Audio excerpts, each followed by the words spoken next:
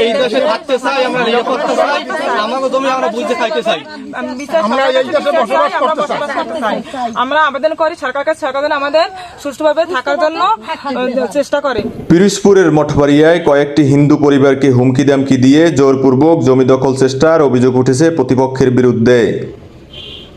ঘটনাটি ঘটেছে উপজেলার টিকিকাটা ইউনিয়নের ৪ নং ওয়ার্ড বড়সিংহা গ্রামে।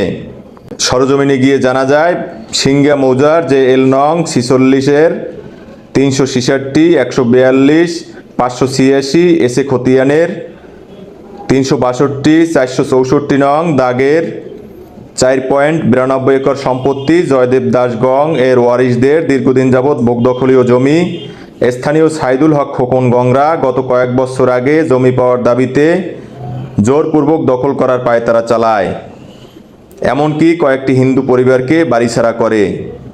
উক্ত জমি পুনরায় জয়দেব দাস গংরা স্থানীয় সেটেলমেন্ট অফিসের মাধ্যমে সকল সম্পত্তির কাগজপত্রের বুঝ পান এবং চাষাবাদ করেন। গত 5 আগস্ট সরকার পদত্যাগের পরে পুনরায় আবার সাইদুল হক খোকন গংরা মাথাচড়া দিয়ে উঠেছে এবং সকল সম্পত্তি জোরপূর্বক দখল করার পায়তারা চালায়। বিষয়টি নিয়ে ভুক্তভোগী হিন্দু পরিবারের সদস্যরা অসহায় হয়ে পড়েছেন এবং তারা নিরুপায় হয়ে বাংলাদেশ সরকারের কাছে বিচার চেয়ে ভুক্তভোগী পরিবারের সদস্যরা যা বললেন। আমাদের এই যে পার্শ্ববর্তী সম্পত্তিটা 96 সালে বিএনপি সরকার যখন ক্ষমতা আসলো, তখন আসার পরে আমাদের ওই খোকন মুন্সি এরা তাদের জোরপূর্বক আমাদের বাড়িঘর ছিল, বাড়িঘর থেকে আমাদের সব নামাই দিল, খেদাই নামাই দিল, জোরপূর্বক নামাই দেওয়ার পরে আমরা সব নামিয়ে আসলাম। নামিয়ে আসার পরে আমরা কি করব, শেষ পর্যন্ত আমরা এখানে 3 কাঠা জমির ভিতরে আমরা সব গোষ্ঠী মিলিয়ে আমরা বসবাস করি, খুব কষ্টের বিনিময়ে বসবাস করি। বসবাস করার পরে এবছর এই বিগত দিন হইতে আমরা 3-4 বছর ধরে সেই জমিতে আমরা গেছি। বিগত আমার দহলে আমি জমি নিছি, নেওয়ার পরে আমি 2 বছর চাষাবাদ করছি, করার পরে এবছরে আমি ধান ফেলাইছি, ধান ফেলাই আমরা চাষাবাদ করতেছি।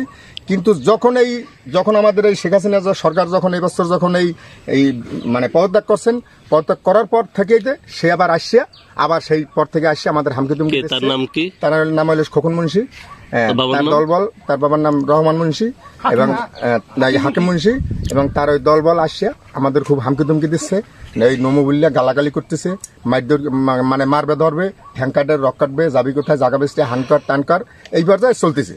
চলার পরে আমরা স্থগিত আছে, বর্তমানে কি করব আমরা বুঝবো, সেটা আইন আছে, আইনের মাধ্যমে যদি আমরা জমাজমি পাই আমাদের দিবে, জমাজমি পাবো না আমরা দেবো না। কিন্তু আপনাদের কিসের বলে আপনারা খান? আমাদের রেকর্ডের বলে, আমরা জমি আমাদের রেকর্ডের বলে, আমাদের বাপদাদা সম্পত্তি আমরা রেকর্ডের বলে জমি জমা খাচ্ছি।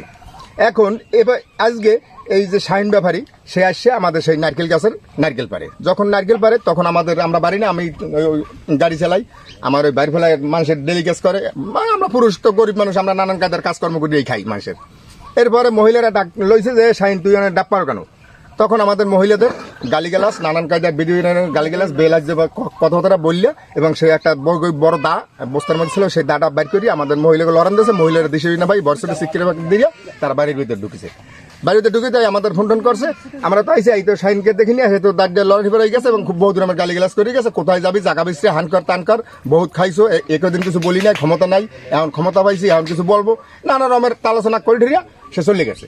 এখন আমরা কি করব, আমরা হিন্দু, আমরা এই দেশে কি থাকবো না থাকবো না, আমাদের কি প্ল্যান আছে, আমাদের কি বা আমরা কি হইলে বাঁচতে পারবো? যদি আমরা থাকতে পারি আপনারা বললে দেন, থাকবো না তাও বললে দেন, তারপর যদি থাকতে হয় আমাদের আইন এই বিচার ব্যবস্থাটা আমরা যেভাবে পাইতে পারি বর্তমান সরকারের কাছে আমরা সেই আবেদন জানাচ্ছি। স্যার আমি তো ওপার গেছি, যারা আমাকে এই জমি জমা চাষবাস করে, সেইবার হে আইসে না হইল পারতে আইসে ভর, নাম শাহিন, হে আইসে ভর আমি না হইল পারো কয় পারমু না, এটা কি তোর বাজানের জায়গা? আমি কই স্যার আমাকে বাজান আমার বাপদাদার আমার শ্বশুর শাশুড়ির জায়গা, আমরা খাইতে পারবো না, খাইবে কেরা? না এটা তো হেনে না, সেইবার যা মূল্য সেইবার আমাকে লড়ান দিয়েছে, আমরা কাপড় চুপুর খুললে দিছি দৌড়, ডাল বড় বগি দিয়েছে বস্তায় ভরিয়ে দিয়ে আমাকে লড়ান দিয়েছে। স্যার জায়গাটা আমরা চাষাবাস করি 2 বছর ধরে, পরে ডাব পারতে লইছে, আমরা যাই বাধা দিছি, বাধা দেওয়ার পর আমাকে বকি রান্দাদা লইয়া পড়ছে, আমরা দৌড়াইয়া না হারতে পারি, আমরা দৌড়াইয়া বাড়ি চলে গেছি খালের উপর। এখন আমাকে জানটা ভিক্ষিয়ে দেন আপনারা, আপনাকে দ্বারা আমাকে অনুরোধ। আমাকে জমিতে এই শাহিন এবং ওই খোকন মুন্সি আইয়া খুব হামকি তুমকি দিয়ে এটা করবে ওটা করবে, হ্যাপার থাকবি কোথায়, হ্যাপার ওই হেমায়েত আছে একজন, সেও হইলে সেদিনকে রাশিয়া এই নেবো ইয়া কয় বিষ নাও কেটা কেটা দেখাই দিমু ধরিয়ে নিমু। এরপর এখান থেকে যাওয়ার সময় ওইন্দা হাক্কা ভাঙ্গে তামাই তৈলে পড়ছে, এইবার আইয়া কয় দেখাই দিমু আইনের মাধ্যমে নিমু, বিষ তুলতে দাবি কেটা কেটা পারলে তোরা যাইস।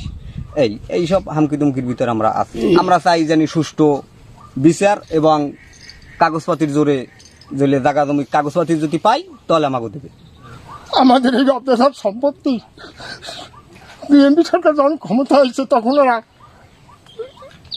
কতগুলো কাগজপাতি আমার বাপ দাদা দেখাইয়া অন্য তারাই দিচ্ছে।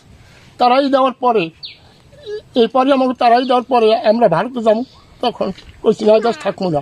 তখন হিন্দু এক মহিলা আমাকে তিন কাটা জায়গা দিয়ে হয় আমরা 24টা লোক করছি, 2টা লোক গর্ভবতী এই জায়গায় রয়েছি। যাওয়ার পরে আমার খুব হুমকি দুমকি দিয়েছে, কিচ্ছু কইতে পারি নাই, কারণ আমরা বুঝি না, আমরা বোকা। বাপ দাদারা ছিল একেবারে বোকা।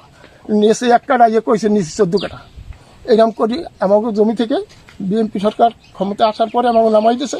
নামাই দেওয়ার পরে এই 2 বছর আগে দেখি যখন আপনাদের এই জায়গায় জরিপে আমাদের জরিপ অফিসে আমাকে নোটিশ করছে। সেই নোটিশ পেয়ে আমরা জায়গায় দখল নিয়েছি। দখল নেওয়ার পরে আমরা এই জমিতে গেলবার খাইছি। এবছর ধান ফান ফালাইছি। এবছর যখনই এই সরকার বদলি হয়ে গেছে তখনই এই আমাকে হুমকি দুমকি মালাউন নমুর গোষ্ঠী তোরা যাবি কমে যা, এই জায়গায় চাউকি, এই হুমকি দুমকি খোকন মুন্সি সেদিন আইয়া হেমায়ত একজন, এই শাহিন ব্যাপারী একজন, এগুলো ওই ঠিয়া এই হুমকি দুমকি দিয়ে ঠিয়া 20 তুলতার বিনা 20 তুললে কল্লা ছাওয়ালাম, তোরা এই দেশে চাউকি, তোরা দেশে যাও না কেন, এই সমস্ত হুমকি দিয়ে গেছে। কারণ এখন আমরা কোথায় যাবো? আমাদের কি এই দেশে স্থান নাই? স্থান না থাকলে বললে দেবেন চলে যাবো। আমরা এই সম্পত্তি দীর্ঘ বছর ধরে আমরা খাইতে আছি। এই খোকন মুন্সি, হেমায়ত ফকির, আবার শাহিন ব্যাপারী, এরা আমার মা বোন এখন গালিগালাজ করে। আমরা কি এই দেশে কি থাকবো না? এই দেশে আমরা চলে যাবো। আমরা এই সরকারের কাছে আমরা বিচার চাই। আমাকে আবার রাত্রে লড়াই, দিনে লড়াই, আমরা কি দেশে থাকতে পারবো না নাকি? আমরা আবেদন করি সরকার কাছে, সরকার যেন আমাদের সুষ্ঠুভাবে থাকার জন্য চেষ্টা করে আর এই সব আমাদের বিচার করে। যারা জানি এই দালই লড়াই খন্তালই লড়াই আমাদের মা বোনেরা গালিগালাজ করে, এগুলো জানি সুষ্ঠু বিচার করে। আমরা এই দেশ সরকার কাছে আবেদন করি যে আমাদের 14 পুরুষের দেশ, আমরা এই দেশে জন্মগ্রহণ করেছি, আমরা জানি এই দেশে সুস্থভাবে বাঁচতে